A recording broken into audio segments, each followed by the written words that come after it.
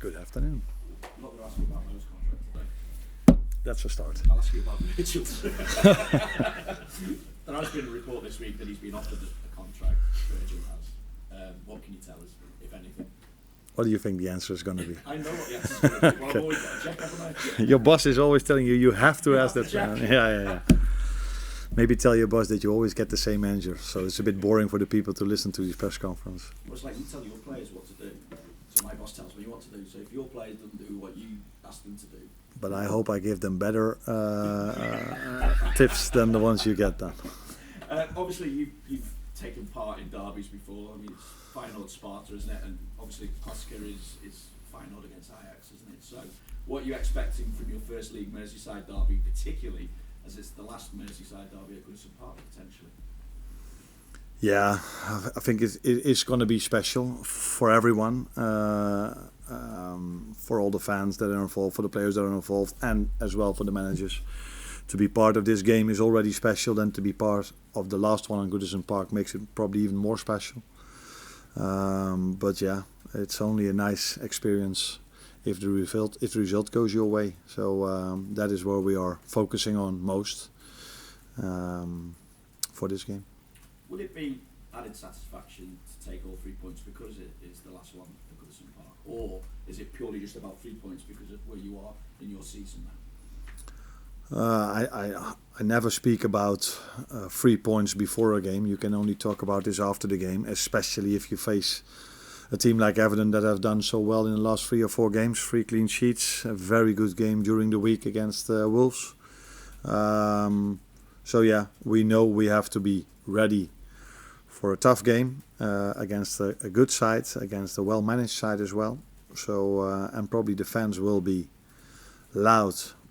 I would say maybe just as loud as the Newcastle ones, but probably these ones are even going to be louder. So we have to be prepared for everything for this game.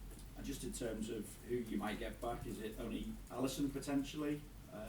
Is he even ready yet? And just how's Caoimhín as well?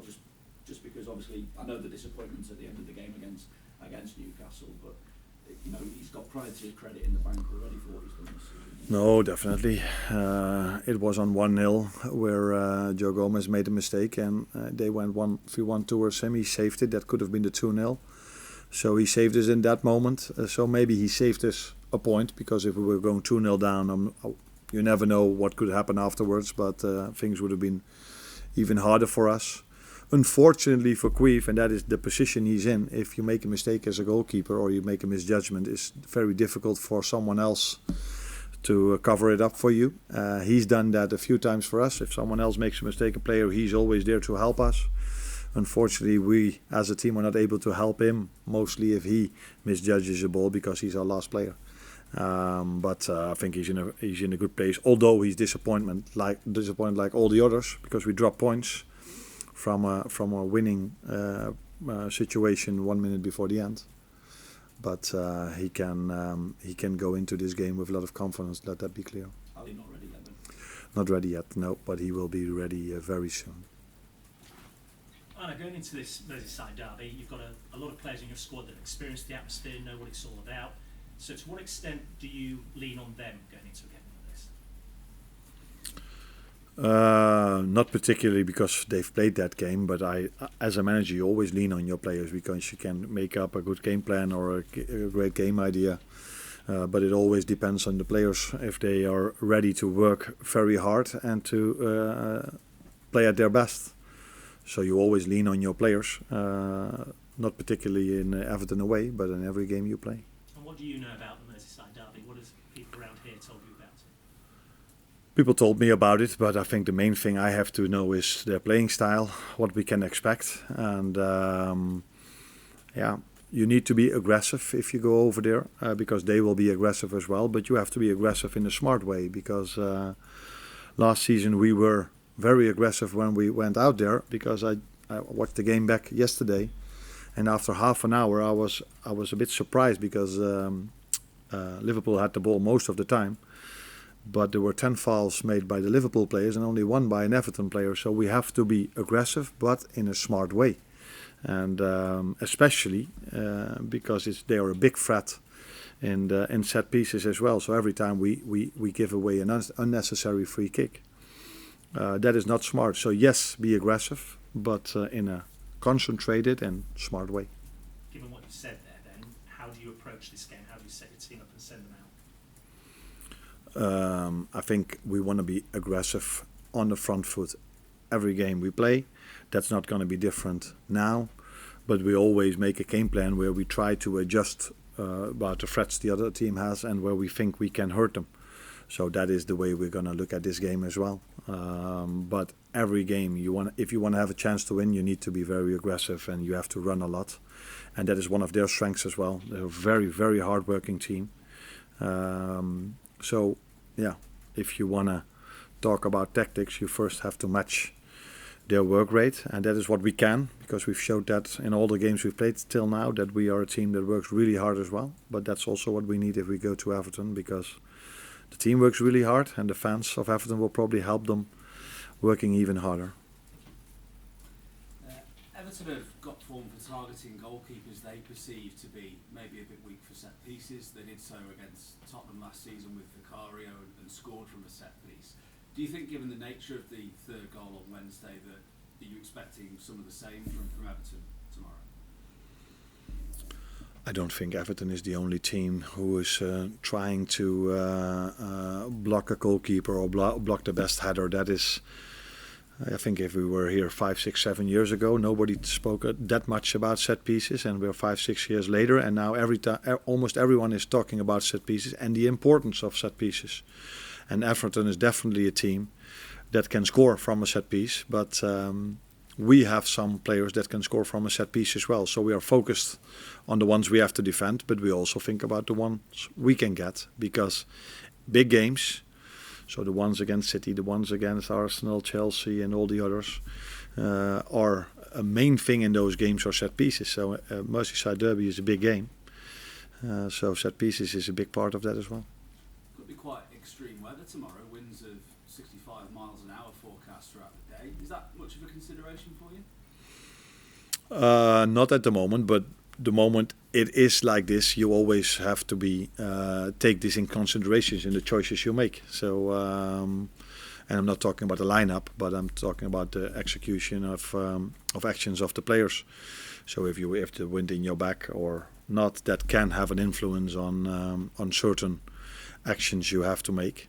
So if it is like this, we take this into account. But again, there are many things we take into account before we start a game, but this could be one of them.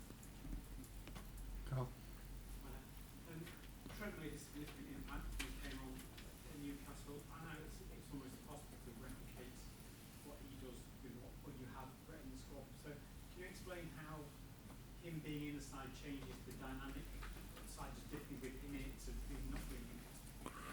Well, first of all, I think Jarell played quite a good game.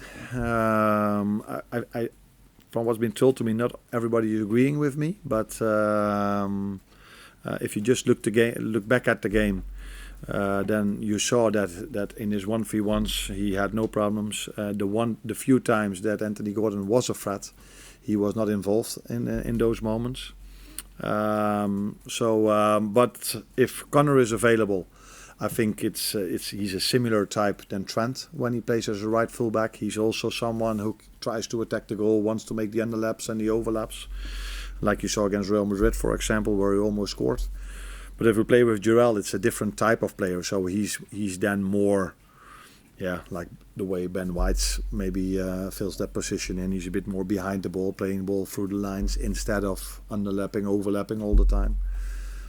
So that makes a difference if Jarell plays there or Trent plays there. It's not that much of a difference if Conor or Trent plays there. But Trent and Conor have had big impact on our offensive game if they play, that's for sure.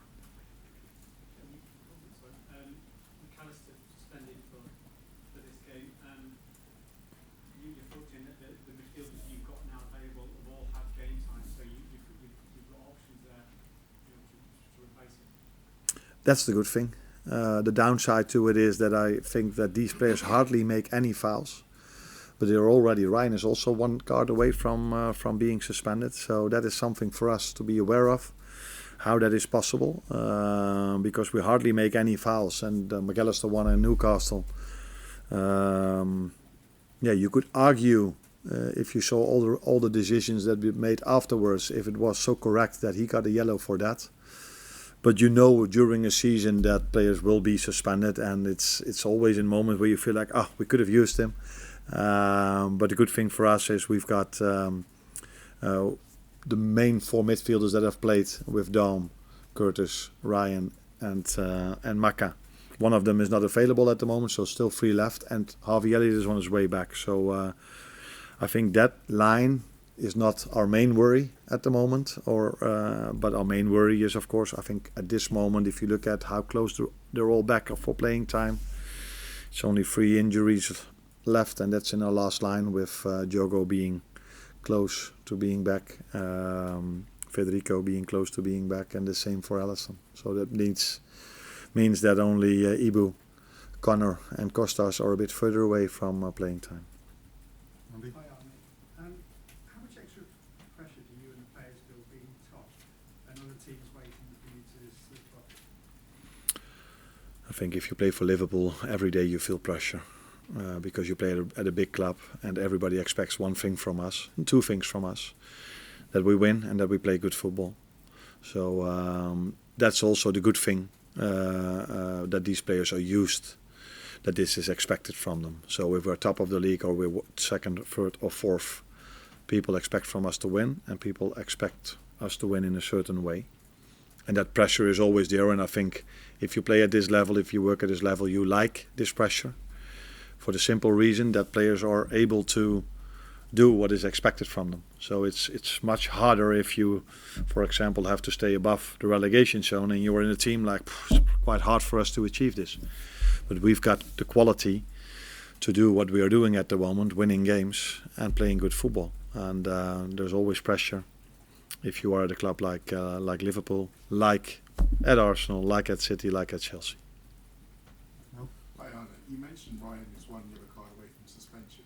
In the last 3 games, he's had a yellow card in the first half of games. I don't know whether or not his the fear of a second yellow played a part in his substitution at Newcastle. And how do you speak to your players when, as you mentioned, sometimes the referee's decisions don't go their way, but it's about finding that line of lawful aggression? Yeah, we don't talk about the referee decisions with the players, especially not after the game. That's of no use. Sometimes they're in favor of you, sometimes they're maybe against you. So there's no use of talking about that. Not over here and not with the players. When it comes to Ryan, the reason why I took him off, because he played every single game he played. It was like almost impossible for me to take him off because he played so well. You were like, if I take him off now, what happens with the team then? It's a bit exaggerated, but you know what I mean. And this game, especially first half wasn't his best, like for the whole team. First 10 minutes as a team we started to play better, he as well. But this was a game where I felt like maybe someone else can do as a minimum the same, and that will rest him a bit then as well, because he's played so many games already. And that's why we chose to we were, I think, also 2-1 down at that moment, so it was maybe a smart decision to go even more offensive with Curtis as an attacking midfielder in the role as a number 6. So there were, again, a few factors that made us taking him off, but he will start tomorrow. Hold on. Wait for next door. Thanks, Arne. You're welcome. Cheers, Adam.